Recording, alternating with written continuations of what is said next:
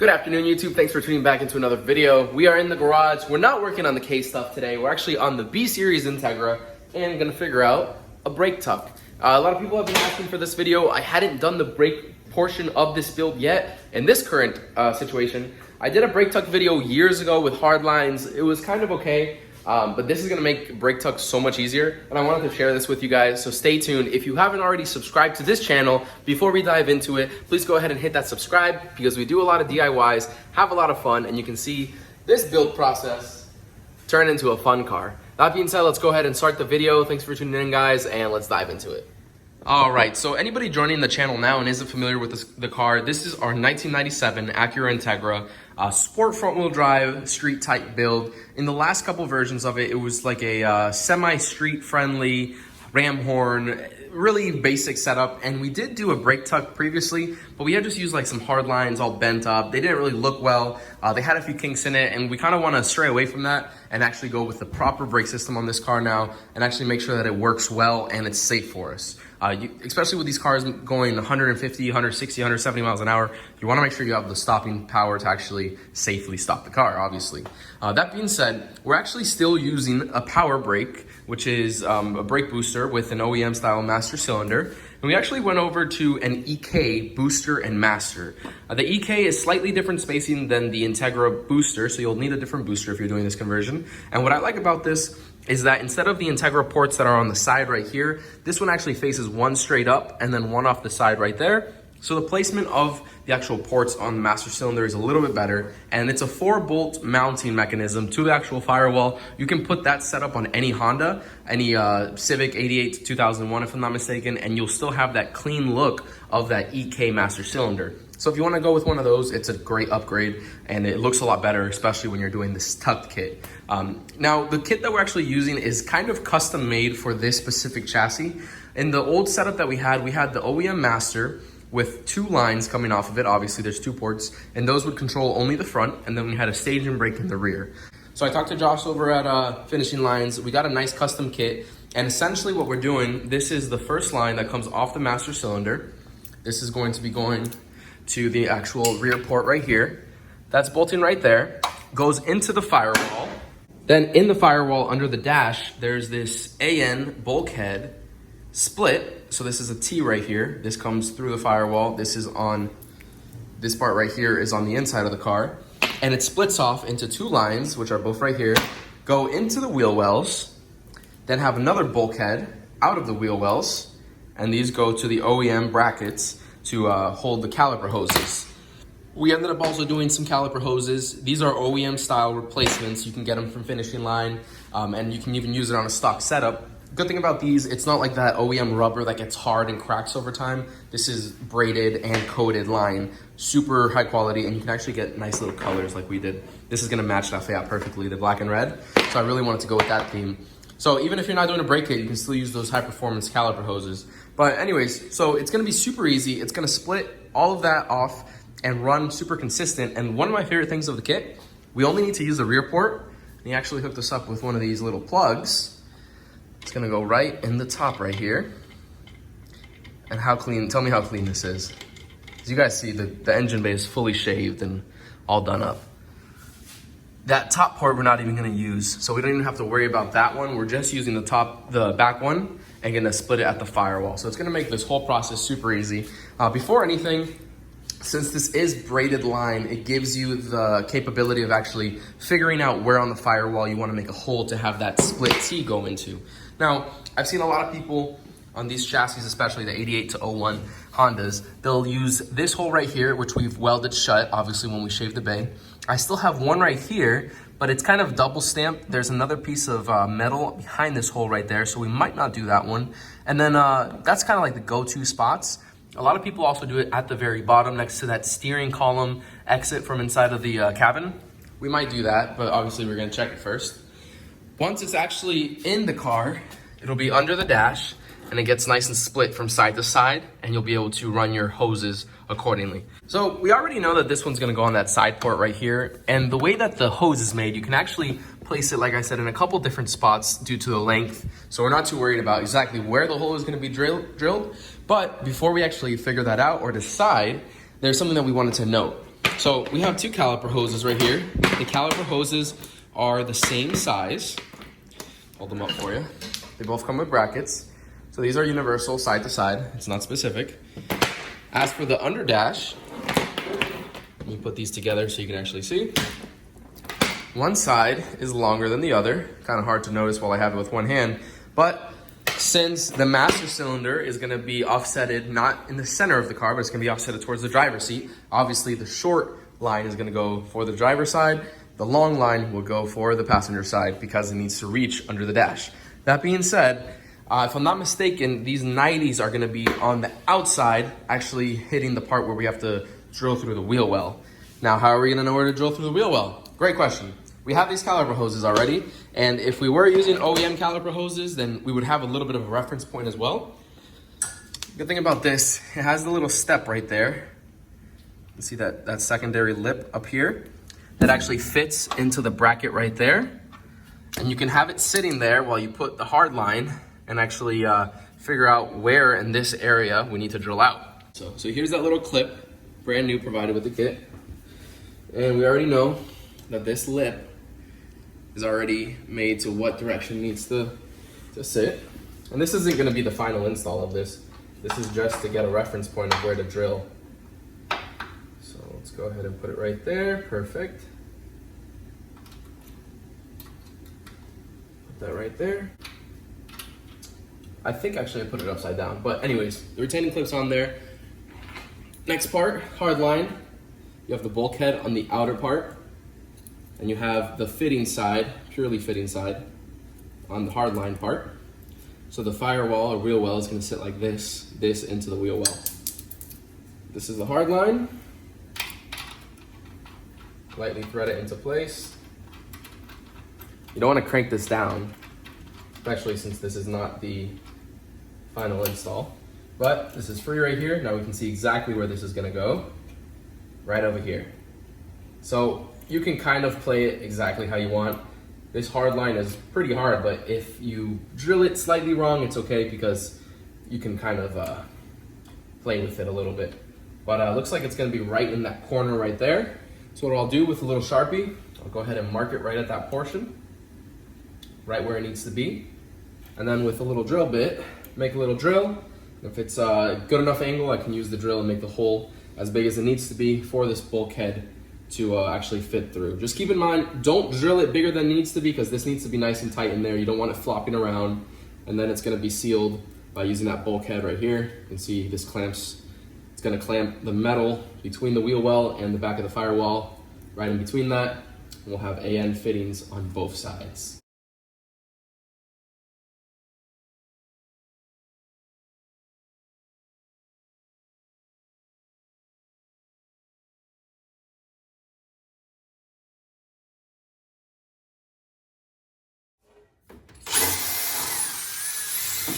All right, so on the timeline, or time lapse, excuse me, you probably noticed that I started by using a wire wheel and grinding the area that I marked.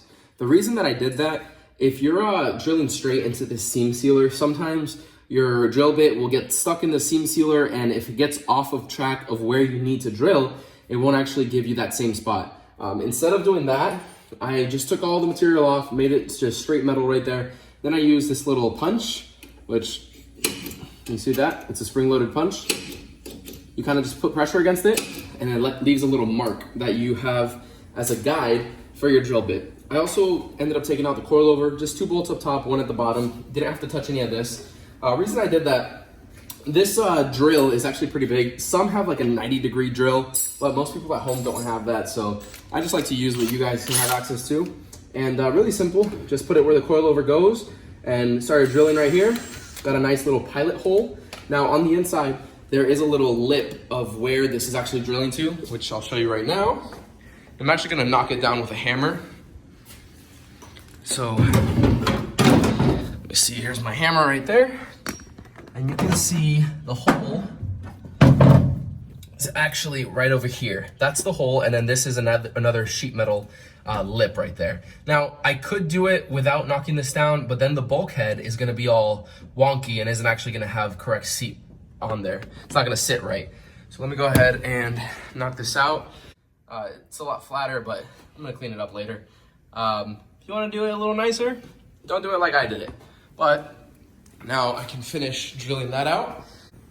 From that pilot hole, I ended up just drilling it out a little bit more from here. I did not use that step bit. I actually used a 3/8 drill bit. Just went ahead and went at it like that, nice and slow. Didn't get anything bad on it. You can see it's a nice clean hole right there. One of which I will coat with some black paint to make sure that it doesn't rust or anything. Now let's go ahead and get this fitting. Remember the long piece towards the inside of the cabin, since that's where the bulkhead nut is gonna sit, and then the short piece into the wheel well. This fits right in there, not too wallowed out, nice and tight. Obviously I just got to put the nut in on the inside. We're gonna do a nice little test fit real quick. There is a little bit of a lip on that hole that we drilled right there, and on the inside. I'm gonna knock that down just so it's nice and clean and there's no issues with this clamping down. And then we can put that nice little nut on the inside, and we'll have the wheel well on this one ready for the brake tuck. All right, I hit it with a little bit of spray paint in there just so it wouldn't rust. We're ready to put this in right here. Go right there. Nice and clean through. Now we're gonna go on the inside and put this nut right there, just to hold it on the bulkhead. This is an aluminum fitting. This is an aluminum bulkhead. You don't want this to be clamped on super, super tight. You just want it to be nice and snug with a little extra. But you don't want to tighten it down like if it were a steel fitting or something. This is essentially just holding it into place.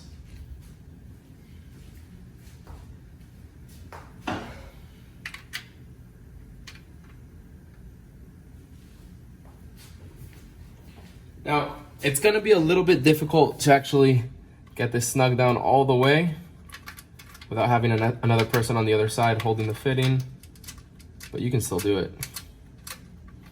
It's nice to like pull the fitting inwards while spinning the nut. It's a nice little trick. Get it hand tight. It's a 13mm wrench.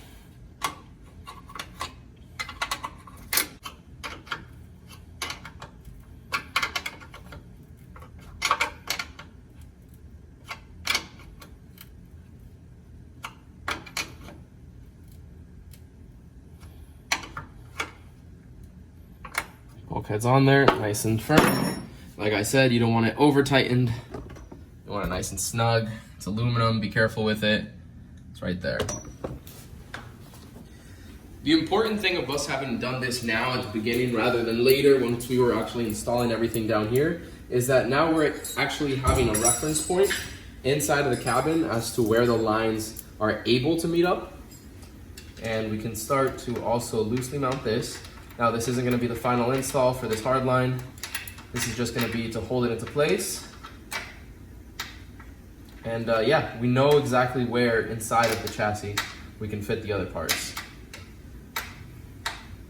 Okay, so you guys saw the process on the driver's side. You already knew how to get that done. Just got done with the passenger side as well. You can see that's all nice and clean right there. I did take out the coilover on this side as well, just like I mentioned on the other side. It makes it a lot easier. So pretty happy with that. One thing that I did notice on this one, there was that little piece of sheet metal that we had to kind of bang up on the inside just to get it to sit flush. And I gotta tell you, I butchered that completely, but we got it to work. On the other side, I should have gone slightly lower and I wouldn't have had to deal with that inclination upwards. I ended up drilling it a little bit too large and put a washer in there just so I wouldn't mess up with being a larger hole. But we got it pretty good right there. And now it's a lot better than what it was. But I fought with that side just a little bit just because my user error drilling it out a little bit bigger. As for the union on it, like I mentioned, guys, the driver's side is a little bit longer than the passenger side for obvious reasons. And here is the union T-fitting right there. This is the other bulkhead that's going to go through the firewall. And I've kind of decided to do it somewhere, let's see if I can, with light, somewhere around right here.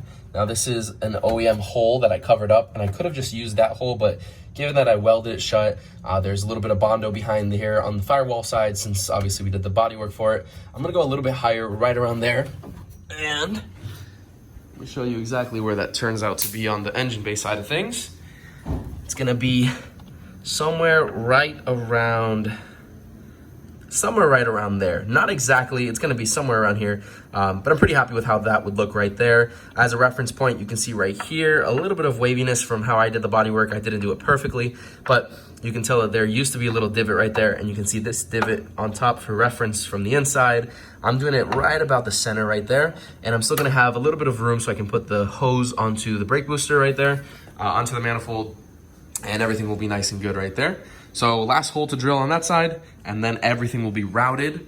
As for the routing on the driver's side, I wanted it to not get in the way of the pedals or anything, so I have it loosely placed, the pedals assembly in there, and this actually routes over top of the pedal assembly. Let's see if I can make it a little brighter. And there's a little space up top that I use that to route it. Then it goes over there. And once I have this flush against the firewall on the inside, it's not gonna be in anywhere close of where this is. And even where the throttle cable comes in, it's up top. It's not gonna be messing with that at all, especially once it's bolted down. So everything lines up very well right there. Gonna go ahead and drill out the hole and pass that bulkhead through.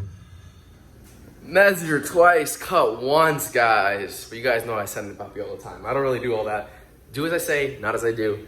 I cut it a little bit higher than I wanted to, about 1/2 inch. So it's almost on that divot at the very top, but not quite centered on it. It'll be okay. Stupid Pablo, but let me show you how it came out. The cut itself came out pretty clean, but you can see it's right under that divot and not quite exactly how I wanted it, but it's not broken or anything. It's just the reflection up top. But yeah, the hole came out. It's gonna be a little bit higher than what I wanted, but whatever. I have another washer that I'm gonna place on the back on the firewall side, just so everything's nice and clean.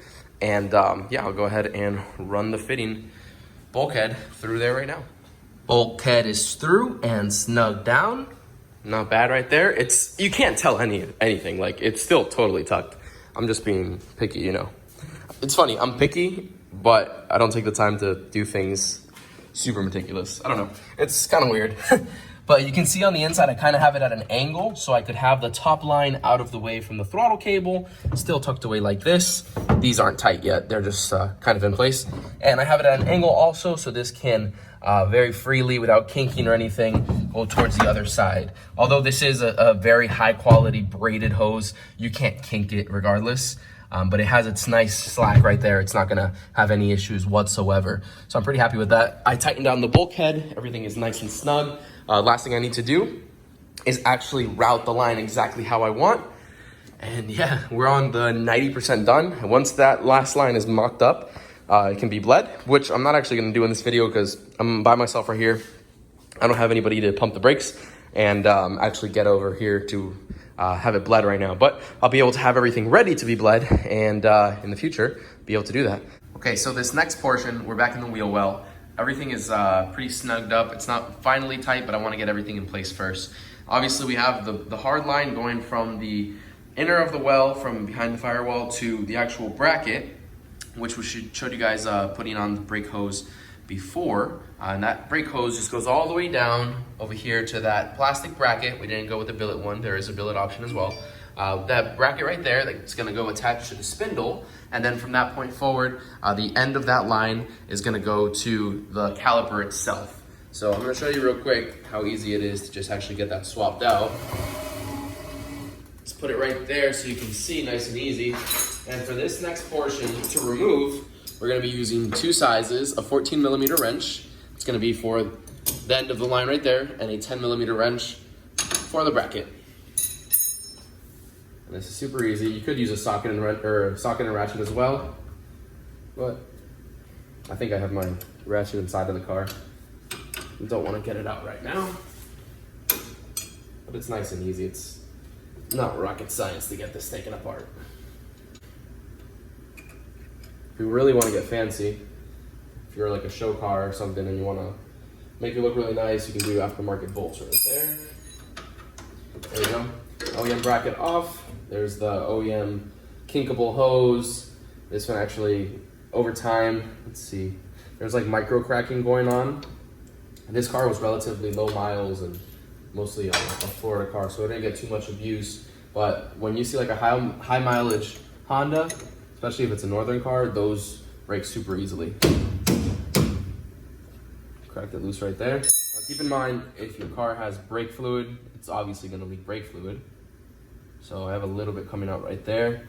Brake fluid is extremely volatile against paint and your hand as well. So what I just did right there, that I let it fall on my hand, don't do that. It's not gonna burn you or anything, but it's definitely gonna dry out your hands, believe it or not, a liquid that dries out your hands.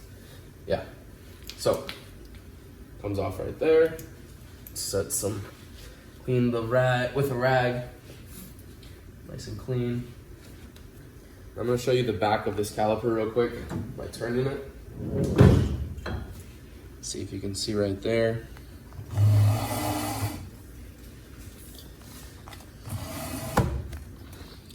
So you can see this is the hole where the new banjo bolt is gonna go.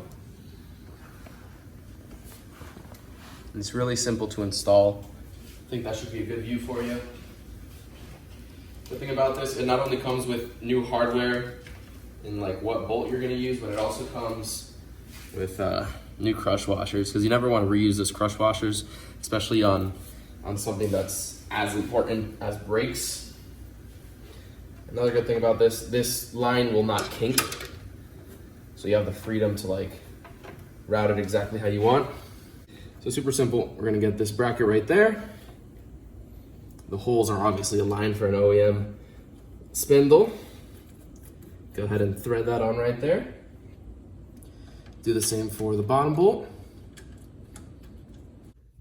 Right through that little slot on the side. It's gonna sit around like that once tightened down. Obviously you'll adjust the length of the hose down to how you need it. Now, keep in mind that this actual aftermarket bolt is an Allen head. So you're gonna need an Allen hex key. Very popular size would be a 6mm. A lot of aftermarket stuff use that 6mm. And we're gonna go one crush washer below, one crush washer up top. So you can do it like that. Also hold it into place like that. Just go ahead and line it up. Actually, it is a little bit easier if you do it without the bracket yet. We're gonna take out the extra slack. Just because you don't have to worry about the line.